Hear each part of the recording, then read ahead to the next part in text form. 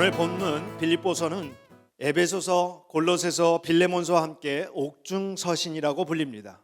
사도 바울이 감옥에서 쓴 편지입니다. 그중 이 빌립보서는 기쁨의 편지라는 별명이 붙을 정도로 감사, 기쁨 단어가 수도 없이 나옵니다. 바울은 감옥에서도 주님으로 인해 기뻐했고 감옥 밖에 있는 빌립보 교회 성도들에게 그 기쁨을 나눠주기를 소망했습니다. 고난 속에서도 기뻐하고 감사하라. 이것이 빌립보서의 메시지입니다. 빌립보 교회는 바울이 복음 전도 사역의 물심양면으로 큰 힘이 되어준 교회였습니다. 그런데 문제가 하나 있었는데 그들이 내부적으로 갈등이 있었어요. 이유가 뭐냐면 손할례당이라는 자들이 있었는데 율법주의자들입니다.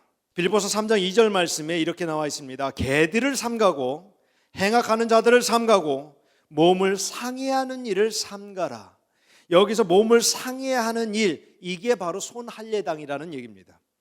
그리고 여기 개라고 표현을 했는데 사실은 이 개는 뭐를 뜻하는 거냐면 소속된 교회가 없이 끊임없이 돌아다니는 자들을 얘기하는 거예요. 그런데 그냥 돌아다니면 괜찮은데 이들은 돌아다니면서 거짓 증거를 하고 어떻게 해서든지 돈을 뜯어내려고 했습니다. 이들이 선포했던 말씀이 뭐였냐면 할례 없이는 구원 못 받는다고 복음 선포한 거예요. 이게 우리한테는 정말 우스운 소리 아닙니까?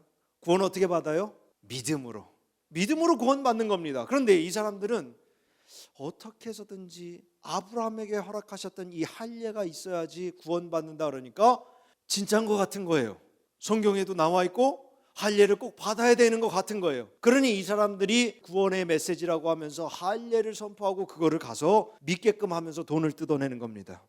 진정한 할례는 오늘 바울이 이렇게 얘기합니다. 빌립보서 3장 3절 말씀, 하나님의 영으로 예배하며 그리스도 예수 안에서 자랑하며 육신을 의지 않는 우리야말로 참으로 할례 받은 사람입니다. 할례는요 육신적인 게 아니에요. 처음부터 하나님이 하시고자 했던 할례는 전적으로 영적인 할례입니다. 여러분, 예수 그리스도를 자랑하는 사람, 예수 그리스도를 참으로 믿는 사람, 그 사람들이 마음에 할례 받은 자들이에요. 그런데 바울을 바라보면요, 바울이야말로 엘리트 중에 엘리트였습니다. 바울은 전통적인 할례를 받은 사람입니다. 8일 만에 할례 받았어요. 이스라엘 사람으로 벤자민 사람이에요. 이 말은 뭐냐면 유대인으로 개종하지 않았다는 뜻입니다. 히브리인 중에 히브리인입니다. 정말 순수하다는 겁니다. 혈통, 피로 자신은 진짜 히브리인이다. 거기에다가 율법으로는 어떻습니까? 자신이 바리새인이라고 얘기를 합니다. 바리새인은 율법의 선생이라는 얘기예요. 율법을 해석하는 사람들입니다. 그 정도로 바울은 스펙이 좋아요. 그뿐이 아닙니다. 사도행전에 보면 바울은 가말리엘의 지도로 교육받은 사람이라고 그래요. 그거는 마치 지금 시대에 옥스퍼드나 하버드나 명문대 나왔다는 얘기예요. 그 정도로 스펙이 좋은 사람이 할례에 대해서 할례는 육신이 아니다. 그러면서 이렇게 고백합니다. 8절 말씀에 모든 것을 해로 여겼답니다. 내 주 그리스도 예수를 아는 지식이 가장 고상하기 때문에 내가 그리 위하여 모든 것을 잃어버리고 배설물로 여기고 버려버렸다. 왜 그렇습니까? 예수를 아는 지식이 가장 고상하기 때문에 그래요. 여기서 지식이라는 건 단순한 머리 정보가 아니라 우리 삶을 뒤바꿔버리는 체험적 은혜요. 예수 그리스도 궁극적인 가치를 깨달았기 때문에 선포할 수 있는 믿음의 고백입니다. 바울은 그 말씀을 전하고 이어서 이렇게 말했어요. 내가 이미 얻었다 함도 아니요 온전히 이뤘다 함도 아니라 형제들아 나는 아직 내가 잡은 줄로 여기지 아니했다. 이 말을 왜 했을까요? 이 말은 빌립보 교회 성도들이 이 손할례당이 와서 하는 말을 듣고서는 율법적인 사상을 가지고 율법을 이루면서 그 행위로 인해서 자기는 뭔가를 이루었다고 생각하는 거예요. 그러니까 바울이 얘기하는 겁니다. 당신들 절대로 이룬 것이 아니다. 나 봐라. 내가 더 자랑할 것이 많은데 나는 아직도 이루지 못했다. 아직 완전하지 못한다는 거예요. 그래서 바울이 얘기합니다. 오직 내가 그리스도 예수께 잡힌 바 된 그것을 잡으려고 달려가노라. 아직 잡지 않았기 때문에 달려간답니다. 뒤에 있는 것은 잊어버리고 앞에 있는 것을 향해 잡으려고 간답니다. 다 같이 한번 14절 읽어볼까요? 시작. 표대를 향하여 그리스도 예수 안에서 하나님이 위에서 부르신 부름의 상을 위하여 달려가노라. 달려간다고 3번이나 지금 얘기하는 거예요. 달려가노라. 앞을 향해서, 상을 향해서 끊임없이 노력한다는 얘기입니다. 바울은 오직 예수, 이 목표를 향해서 달려가는 과정 중에 있었던 겁니다. 우리도 그 경주, 그 과정 중에 있습니다. 그 고린 지점을 향해서 뛰어가는 경주자처럼 우리도 절대로 안주하면 안 됩니다. 신앙생활은요, 절대로 얼마나 오래 했느냐가 아니에요. 신앙생활은 얼마나 큰 공을 세웠느냐도 중요한 게 아닙니다. 앞에 있는 것을 향해서 달려가는 것, 그 디렉션이 중요한 거예요.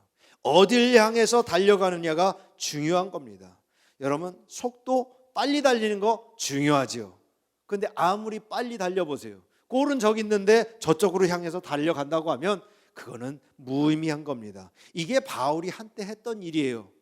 바울은 빌립보서 3장 6절에 뭐라고 그랬습니까? 열심으로 교회를 박해했다고 그랬어요.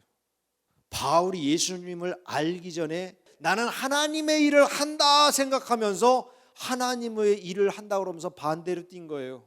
예수 믿는 사람은 잡아다가 감옥에다 가두는 겁니다. 그런데 바울이 다메섹 도상에서 예수님을 만나고 나서 가던 길을 바꿔서 예수 그리스도를 향해 달려가기 시작한 겁니다. 오늘 그 얘기하는 거예요. 위에서 부르신, 자신을 부르신 그곳을 향해 달려가야 됩니다. 여러분, 2004년에 아테네 올림픽에서 50m 소총 결승전에 미국의 대표 매튜 에먼스라는 사람이 서 있었습니다. 이 사람은 총을 9발 쏠 때까지 점수가 가장 앞서 있었습니다. 그런데 10번째 사격에서 대강만 쏴도 금메달 따는 거예요. 모든 사람은 따놓은 당산이다 생각하고서는 거의 포기 직전이었습니다. 매튜 에먼스가 마지막 발을 겨냥을 해서 쐈는데 모든 사람이 경악을 한 겁니다. 분명히 에먼스의 그 타겟을 향해서 쐈는데 그 옆에 있는 타겟에 맞은 겁니다. 그래서 꼴찌로 추락했습니다. 아무리 명사수라도요, 목표가 잘못되면 아무런 소용이 없는 겁니다. 아무리 잘 뛰는 사람들이라고 해도요, 아무리 빠르다 해도 내 목표를 잘 설정하고 거기를 향해서 가야 되는 겁니다. 요즘 가장 문제가 어린 학생들에게, 청소년들에게 잘못된 관역을 보여준다는 거예요. 우리 어른들이 어떤 관역을 향해서 쏩니까? 하버드. 여러분, 하버드 관역에다가 아무리 뚫어도요, 천국 못 갑니다. 여러분, 아무리 좋은 교육을 받아도요, 예수 그리스도가 목표가 아니고서는 이 땅에서 전부 다 끝나버리는 관역일 수밖에 없습니다. 자녀들에게 바르게 가르쳐줄 수 있어야 돼요. 잠언 29장 18절의 말씀에 묵시가 없으면 백성이 방자에 행하거니와 율법을 지키는 자는 복이 있느니라, 이렇게 말씀하셨습니다. 이 말씀은 비전, 바로 그 거룩한 방향이나 목표가 없으면 사람이 제멋대로 건방지게 산다는 얘기예요. 하나님 말씀을 따르는 이 기강이 흐트러져 버리면 우리는 기준을 잃어버리기 때문에 그렇습니다. 그러므로 우리는 올바른 방향을 향해 달려가야 됩니다. 그래서 바울이 3가지만 얘기했죠. 뒤에 있는 것을 어떻게 하라고요? 잊어버리고, 두 번째로요, 앞에 있는 것을 잡으려고 가야 되고요, 세 번째로요, 표대를 향해서 가야 된다고 했습니다. 다시 한번요. 뒤에 있는 것은 어떻게 하라고요? 잊어버리고, 앞에 있는 것을 잡으려고 해야 되고, 표대를 향해 달려가야 됩니다. 거룩한 목표가 있는 성도는 절대로 뒤돌아보지 않습니다.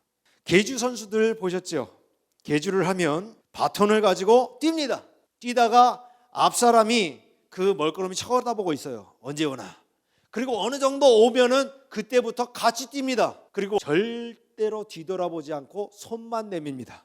시선은 앞으로 향하고 앞을 향해서 뛰어가는 계주 선수처럼 이 새해에 하나님께서 지나간 것은 다 잊어버리게 하시고 새 것으로 우리에게 주시니 그 앞을 향해서 바톤 이어받고 뛰어야 됩니다.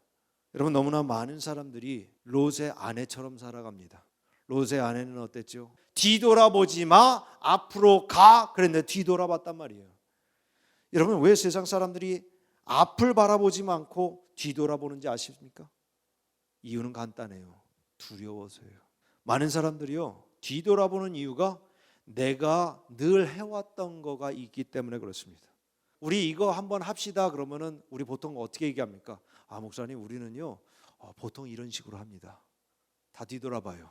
우리 예배는 이렇게 해야 됩니다. 우리는 절대 그런 식으로 예배 안 드렸습니다. 우리 교회는 안 그러더라고요. 할렐루야. 근데 많은 사람들이 우리 가정에서는 그렇게 안 합니다. 우리 부모님은 이렇게 하셨고 우리 가정은 이렇게 해왔습니다. 트디션이라는 게, 전통이라는 게 아예 안 좋은 건 아니에요. 좋은 전통 맞습니다. 많아요. 그런데 영적으로요, 신앙적으로 우리가 무조건 전통만 따르는 게 문제입니다. 전통이 잘못된다는 게 아니에요. 뜻도 모르고 왜 하는지도 모르고 그냥 무조건 전통을 따르기 때문에 문제인 겁니다. 러시아의 어떤 황제가 왕궁의 공원을 산책하고 있었습니다. 그런데 지나가다 보니까 작은 잡초밭이에요. 나무도 없고 꽃나무도 없고 아무것도 없는 잡초만 있는 밭인데 요 조그만 데에 보초가 서 있는 거예요. 그래서 왕이 지나가면서 물었습니다. 이보게, 거기서 왜 서 있는가? 그랬더니 이 사람이 뭐라 그러냐면, 상관이 명령을 했기 때문에 그냥 따르는 것뿐입니다. 이렇게 대답을 했어요. 그래서 황제가 보초 대장을 불러다가 물었습니다. 자네 왜 저기에다 보초를 세웠는가? 물었더니 대장이 뭐라고 그랬냐면, 저도 규정에 따라 따를 뿐, 저도 왜 하는지 모릅니다. 그래서 황제가 너무 궁금한 거예요. 그래서 문서들을 찾기 시작한 거예요. 도대체 왜 그러는가? 그랬더니 예전에 캐서린이라는 여자가 있었는데 그가 여기다가 장미밭을 꾸몄던 거예요. 그리고서는 장미가 자라기 전에 누군가 가서 밟으면 안 되니까 보초를 세워놓고 아무도 저기에 들어가지 못하게 해라, 그런 거예요. 그때부터 보초를 서기 시작하고 장미가 다 죽어서 없어지고 이제는 잡초만 있는데 100년 이상이 지났는데 늘 보초만 서는 겁니다. 여러분, 이렇게 우리가 신앙생활에 비슷한 오류를 범할 때가 있습니다. 아무 생각도 없어요. 왜 그러는지도 몰라요. 그런데 전통이기 때문에 하는 거예요. 전통의 과거에 얽매이면 새로운 것에 발전을 못합니다. 정말로 하나님께서 원하시는 게 앞에 있는데 그것을 앞을 보지 못하고 뒤만 바라보고 있습니다. 이게 이스라엘 백성들이었어요. 이스라엘 백성들은 앞으로 나가야 되는데 하나님께서 앞으로 가 그러는데 뭐라는지 아십니까? 하나님, 우리는 애굽에서는 고기도 먹었고요, 애굽에서는 이것도 하고 저것도 했는데 우리 애굽으로 다시 돌아가면 안 될까요? 모세가 안 돌아간다 그러니까 돌로 치고 돌아가려고 그랬어요. 여러분, 이스라엘 백성들은 뒤만 바라보면서 앞을 안 바라보는 바람에 다 죽었어요. 그 1세대가 다 죽어버리고 2세대가 다시 시작하는 것을 하나님께서 명하셨기 때문에 40년 돈 겁니다. 여러분, 앞을 바라보지 못하고 뒤를 바라보는 신앙생활은 절대로 발전이 있을 수가 없습니다. 그래서 바울은 더 좋은 목표, 예수 그리스도를 향해서 자신은 끊임없이 노력한다고 말하는 거예요. 여러분, 전도서에서 솔로몬도 이렇게 얘기했습니다. 7장 10절 말씀이에요. 옛날이 지금보다 훨씬 좋은 것은 웬일이죠? 라고 말하지 말라. 그런 질문은 어리석다.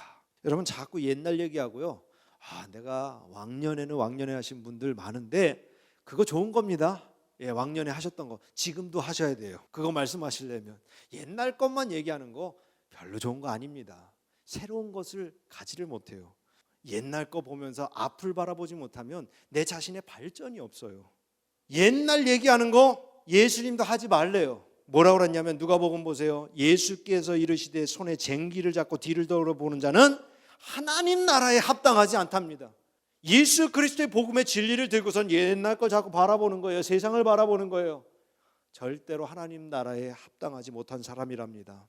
거룩한 목표, 비전이 있는 사람은 뒤돌아보지 않습니다.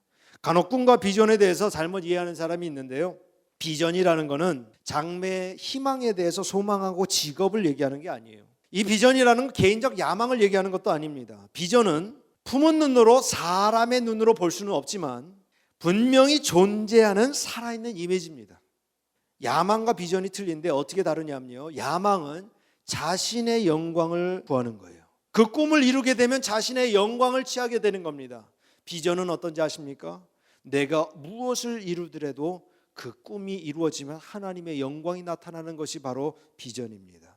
비전이라는 말 라틴 언어로 해서 비지오라는 얘기예요. 내다본다 이런 뜻이에요. 내다본다. 미리 안다는 얘기죠. 내다본다. 그렇다면 비전이란 뭐냐면요, 미리 보고 미리 아는 거예요.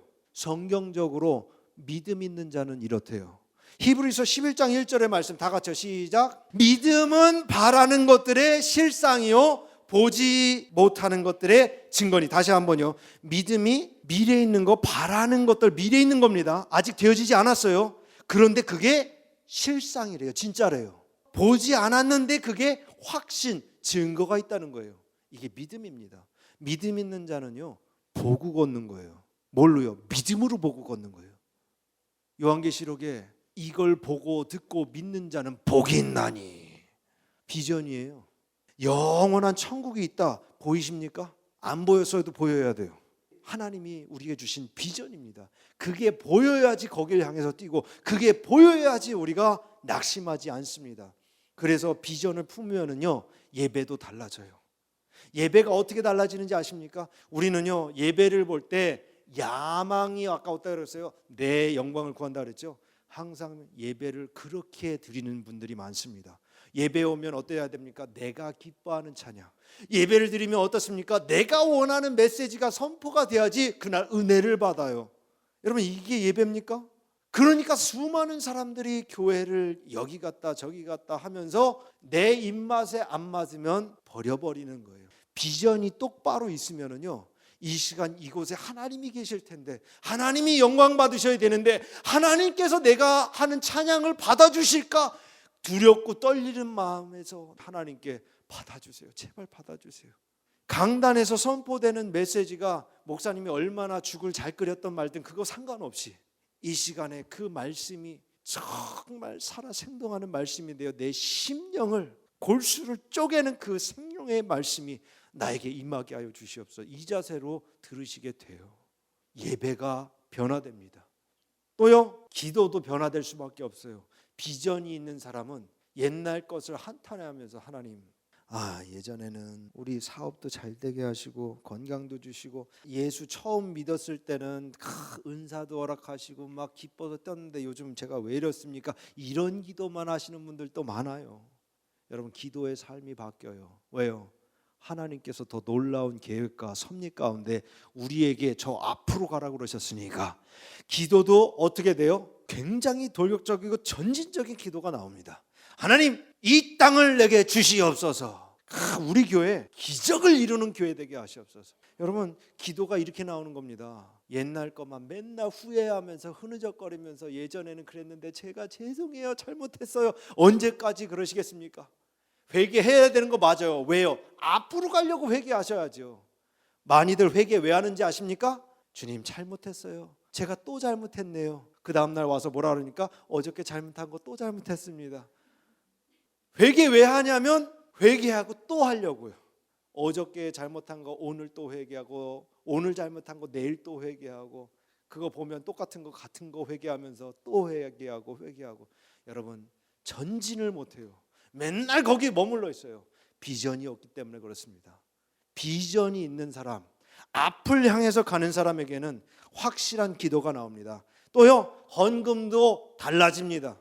여러분 헌금 내는 자세가 어떤지 아십니까? 저희 헌금 얘기하는 거 아니에요. 자세 얘기하는 거예요. 하나님께 바치는 헌금도요 우리 어떻게 생각하냐면 내가 이래가지고 내가 이만큼 하나님께 희생하면서 내가 하나님께 드리니까 하나님도 나에게 복을 주시겠지. 할렐루야. 이게 수많은 사람들의 11조 드리는 모습입니다. 하나님이 11조 드리면 축복하신다고 성경에 나와서 내가 희생의 제물로. 여러분 11조가 희생의 제물입니까? 11조는 절대 희생의 제물 아닙니다. 11조는 하나님 거예요. 그래서 미국 교회 가도요 이렇게 해요. This is time for tithe and offering 이렇게 얘기합니다. 타이트는 11조고 offering은 헌금이에요. 헌금은 희생으로 하나님께 바치는 거 맞아요. 근데 타이트는 절대 offering이라고 얘기 안 합니다. 타이트라고 얘기하지. 11조는 헌금 아닙니다. 11조는 하나님 거기 때문에 하나님 거 그냥 드리는 거예요. 그 이후에 드리는 게 헌금인 거예요. 죄송합니다. 제 신앙이라서 그냥 말씀드리는 거예요. 여러분이 바른 신앙, 비전 가지고. 그럼 어떻게 바뀌냐면요, 하나님이 주신 게 너무나 많아서 너무나 감사해서 이제는 내가 얼마나 했는지가 아니라 얼마나 하나님이 주셨는지를 보게 되는 거예요. 왜요? 비전이 있어서. 지금도 이렇게 주셨는데 내가 한 발짝 더 가면 우와, 더 주시겠네. 오늘 또 이만큼 주셨는데 내일은 얼마나 더 주실까? 또 드려야지, 또 드려야지, 더 드려야지, 아멘 할 때까지 드려야지. 여러분, 하나님 째째한 하나님이 아닙니다. 돈 없어가지고 내놔 이게 아니에요. 기복신앙으로 얘기하는 거 아닙니다. 하나님은 우리에게 정말 삶의 부족함 없이 부어주시려고 다 준비하고 계세요. 그게 중요한 게 아니라 하나님은 여러분의 마음을 원하시는 거예요. 엽전투입이라도 하나님께 내 모든 정성을 다해서 비전을 가지고 드리느냐 안 드리느냐, 이게 다른 거예요. 그래서 올 한 해에 아직도 못 갔는데 구름 기둥 불길으로 가시는 하나님의 비전을 우리에게 보여주시니 우리 앞에 있는 건 뭐다? 비전이다. 오늘 제목 뭐예요? 앞에 있는 것, 확실한 거, 확증하는 것, 믿음으로 확증하는 것 뭐다? 비전입니다. 여러분, 비전을 품으시길 주님의 이름으로 축원합니다. 이미 우리는 하나님을 모시고 사는 삶을 살고 있습니다. 2020년에는 하나님께서 더 큰 은혜를 부어주실 줄로 믿습니다. 그 표대를 향해 달려가시길 주님의 이름으로 축원합니다. 우리 교회, 우리 선교지, 우리 가정, 우리 일터 모두 비전을 향해 달려가는 여러분의 가정과 일터와 교회와 또 선교가 되시길 주님의 이름으로 축원합니다.